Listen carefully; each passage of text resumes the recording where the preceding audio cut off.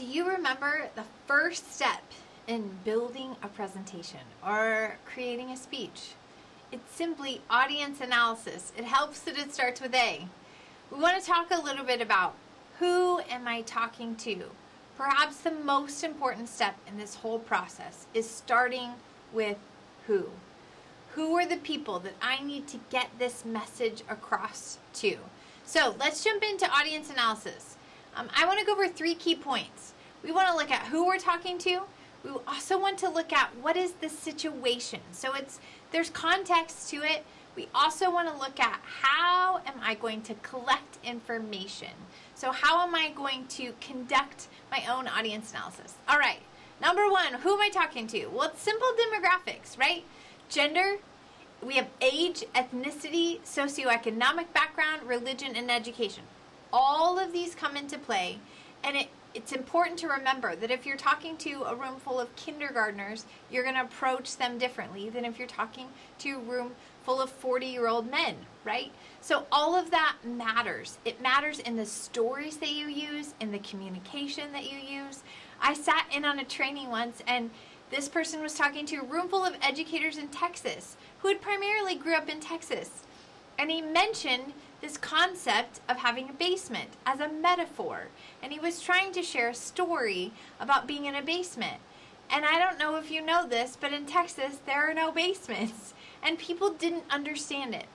The material that you choose to use and the way you deliver it should matter based on the people that you're talking to and what their culture is, what their background is, what their age is. All of those things really matter. So who am I talking to starts with demographics. Then we move on to this term called psychographics, knowing that people have a feeling, an attitude, there's a psychology towards something. So how do they feel about your topic? Is it new to them? So do you need to talk simply? Do they agree with your topic? Are you preaching to the choir? Or how do they feel? You might have a hostile audience or a receptive audience or a neutral audience. Again, the examples, stories, support that you use, and how you package it matters. Then understand they have a psychographic or a feeling towards the speaker. Do they think you're credible? Are you a 17-year-old trying to tell 40-year-olds what to do? If you walked into a room full of parents and you never had kids, would they find you credible? Also, this is the tricky one. Do they find you likable? Have you done the work to really connect with them? So understand that they have feelings toward the topic, the speaker, and finally the situation. Number 1, do they have to be there? An 8 a.m. public speaking class face-to-face feels very different than a seminar that people paid to come hear me speak at. Sometimes people feel trapped in situations. So if it's a work training, they have to do it. They already have a feeling, a negative connotation towards it. Do they have to be there? And do they want to be there? You need to know those things going in. It's really important. Now let's talk about how do I get information from my audience in a way that makes me effective. 2 ways: we can interview people and we can do surveys with people. So this interview process can happen informally or formally. If I speak at an event, I'll go early, I'll meet people, I'll ask questions, I'll get to know them. It can also happen formally, where you interview people before you even present your information. It can be structured. But then we have this idea of surveys, and this is where the homework comes in, right?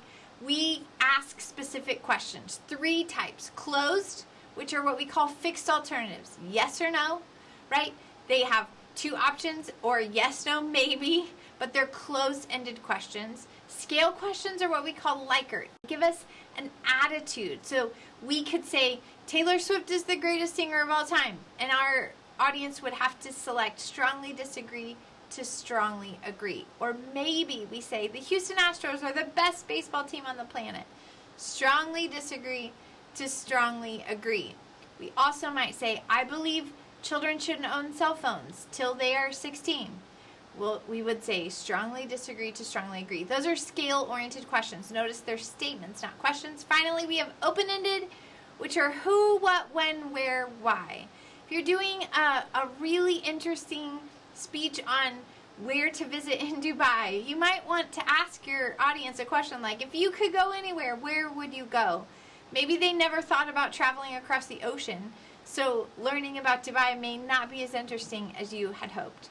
So here's what I want you to pay attention to is your homework. you're going to create a survey of your own topic. You're going to have closed-ended questions, scale statements, and open-ended ones. The instructions will be in your assignment, but here's what I want you to hear. How you write those questions matters. So read them out loud to someone before you post them. It's a great way to edit. And you want to make sure you're collecting information so that you can effectively target your audience. Who we talk to matters. It should be the very first thing that we think about before we even begin building our speech.